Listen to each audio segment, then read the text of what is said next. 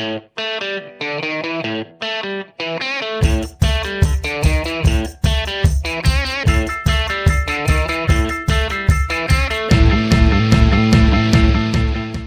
folks, I'm Mark Clem, your host for Meet the Members of the National Ski Patrol. Hey, we travel all over the place, all season long, even in the summer.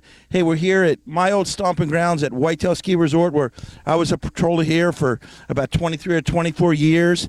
And hey, I ran into an old buddy of mine. He told me to come on up here and check out the low-angle rescue course. And from all the reviews I've heard and from what I've seen today, this is the absolute finest low-angle rescue course you'll ever have that's on the National Ski Patrol calendar, and it's run by my buddy Bob Vocke, who's been around a few years and was in my OEC class a long time ago. And Bob, it's summertime, but we're in ski patrol mode. We are. How does that work, and how do you gear up? And we're 3 months away from snow, but if we look out here, we're going to be skiing next Monday. These guys are all excited. The beauty of this experience here is that when you have all this heat, when it starts raining during actual ski season, it doesn't matter because it's not hot. So Exactly. People are just happy. This is getting them conditioned to take what the Mid-Atlantic can give. Now it seems like we have all levels of patroller here. So we have about 12 or 13 folks taking the course. We have 4 or 5 instructors, and it seems like we have all levels of patroller here. We have folks that are just getting started. We have folks that are gearing up to get ready for the certified situation, and we have some folks that have been patrolling a while and just say, I just want to be better. Yep. Well, it's not about saying this is the way you do things. We really want to get people to think about what they're doing. And of course, if a mountain's particular protocol says you do it this way, then we're saying do it that way. But if you are in a situation where the protocol doesn't fit and you're faced with a decision, you should be able to make an informed and safe decision. And that's what we're teaching. Now, this morning we talked about knots a little bit, and I'm sure later we're going to get in some other fun stuff with some sleds and stuff like that and belaying people down. But I thought the most interesting thing that I thought of today was you teach the big picture. And I heard some folks going, well, that's not how I tie a munter hitch, or that's not how I do it. And you went over and said, but you know what, you're doing it. And you're showing them, I think you're instructing the big picture so they can see how it all fits together, and if they forget a little bit while they're doing it, they'll figure it out. Right. Well, we don't want them in performance mode. Performance mode means that I'm being judged and I'm doing it wrong, and people are going to think less of me. We want them in learning mode, where they're basically open and they're willing to bring their ideas. Some of these ideas are really nice, and some of them are a little bit kooky, but that's fine. Let's talk about them, because if we can't analyze this and talk about it in this situation, what are we going to do when we're in snow and it's people are screaming down in the gully and we have to deal with it? Now, the other thing I was kind of impressed at is I was playing with the ropes there, and I said, I know how to do a bowline, but I don't remember how to do a bowline when it's not around me. And nobody came over and said, what are you, stupid? They said, okay, let's talk about it. It's the same way. Let's do it this way and show you. And that's kind of refreshing that you kind of get that approach. Well, I think that we all forget things, and as I'm getting older, I find that there's only certain things stay in my mind, and so it's a matter of encouraging people to put the important things like low-angle rescue in their mind and get rid of all that other stuff. Now, Bob, it's summertime.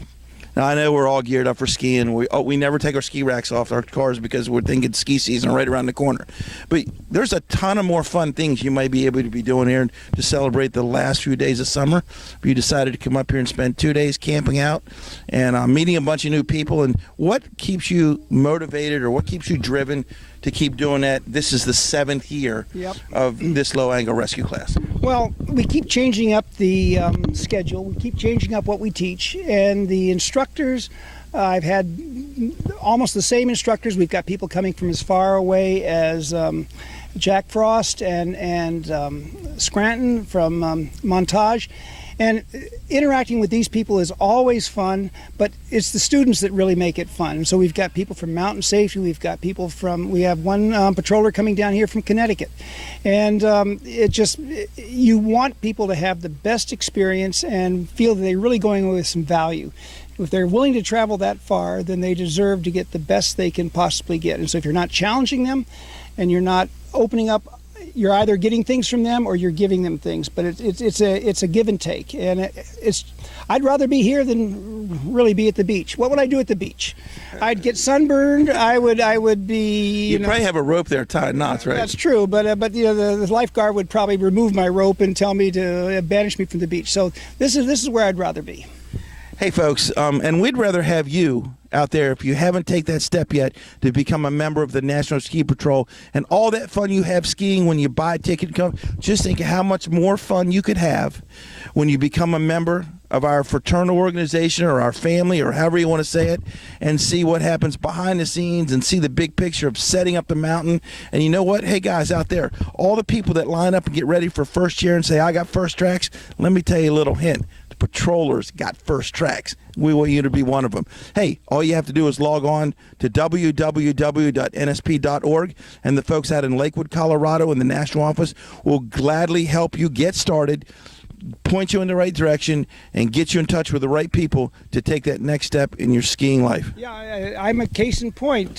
Since I joined Ski Patrol, I love skiing in the rain, as typical of the Mid-Atlantic region. You know, I don't need cold. You know, rain is fine. Hey, once you get wet, the skiing's good, right? Exactly. It's nice corn snow underneath. It's beautiful.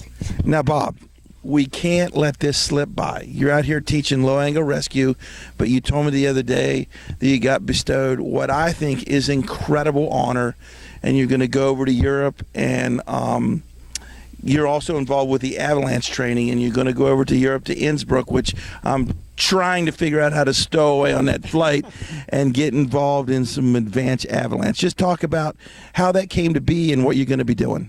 Well, the Eastern Division has a great avalanche program, AVI 1, AVI 2, and Chuck Boyd is the person that's overseeing that, and they have a scholarship. The scholarship is given out once a year if they have anybody, and I applied, and I was given the scholarship, which will enable me to go to the International Snow Science Workshop in Innsbruck in October. And I'm really looking forward to these. Are people whose papers I've read. I'm an AVI 2 instructor, but these are going to be people that I've been studying, reading about, and I'll be meeting them in person. And to me, that's almost as much fun, probably more fun than digging pits in the backcountry. But if I'm in the backcountry, digging pits is what I'd be happy to do right there. Now, just to set it straight, even though Bob was in my outdoor emergency care class as a rookie patroller, he was also my Avalanche 1 instructor when I took it way back when. And, you know, I'm into snow science a little bit, but I think it's fun to throw snowballs and stuff like that, too. Amen. I'm all for throwing snowballs, and yeah, snow is for fun, though it can kill. But we know water can kill, too, but water is also for fun. Well, Bob, I'd like to be the first to congratulate you, and hopefully I made it public and you don't get beat up too bad about this prestigious honor you got from the Eastern Division of the National Ski Patrol. And for all of us that are members of the National Ski Patrol, we know you're going to go over and do us proud. Right, and I will do the best I can. And you know this is not staged because I have a ham sandwich here in my hand, and whoever interviews with a ham sandwich in their hand, you know, this has got to be natural. It is natural, and we did have a natural phenomenon over there. We had a 6 or 7 foot rattlesnake, and I'm not a fan of rattlesnakes, but hey, guess what? When you go to a ski resort in the summer or in the woods, that's what you get. You get snow snakes in winter, and you get rattlesnakes in summer. It's just the way things are. Hey, folks, we know what you see in the summer up here. We want to hook up with you in the winter. Hey, if you can't get out and ski with us, you can't catch up with us, all you have to do is meet the members of the National Ski Patrol on YouTube and Facebook and social media everywhere. Hey, remember, every Tuesday and Thursday, all you got to do is log onto your computer and we'll be there. Again, jump on the bandwagon. I'm Mark Clem. Meet the members of the National Ski Patrol. Hey, we'll see you on the mountain.